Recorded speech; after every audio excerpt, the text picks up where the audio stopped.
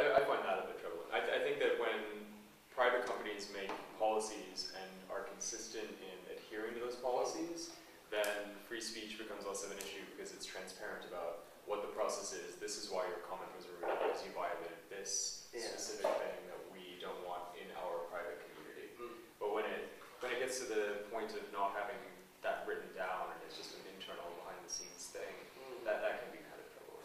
It was an interesting point about whether disabling comments underneath YouTube videos, about whether that's sort of a restriction on free speech. I sort of don't really think so, because unless that the person who uploaded the video is trying to stop anybody posting about it anyway, and I sort of feel like that what they're doing is creating a place where they've uploaded a video, which other people can go and write about wherever they want.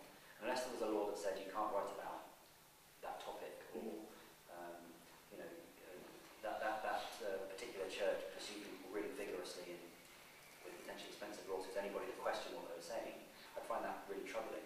I don't really have a problem, although I prefer if they didn't, with people who turn off comments because they can't bother to deal with it. We can talk quickly about something that YouTube has done, Google has done, that I find troubling from freedom of expression angle. So with the Innocence of Muslims video, which I'm sure you've all heard of, in Egypt and Libya, they blocked it for local access from there before governments had even submitted a request for that to happen, which obviously, in my mind, was then stepping over the boundaries and saying, we will preemptively do this, which kind of even violates their own, it does violate their own principles.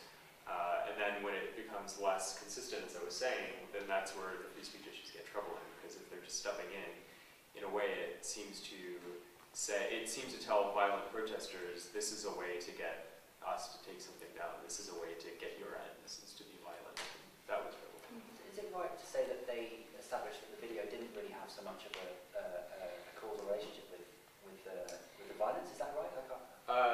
That's absolutely correct. But at the time, that wasn't known, and there were about 20 countries that submitted takedown requests to Google, and Google adhered to those in certain circumstances, not in others. But it did say that it didn't violate their own principles. So, like in the U.S., it didn't. Yeah. The U.S. government asked them to review it to make sure that it was consistent with their principles, sort of as political face-saving. But that was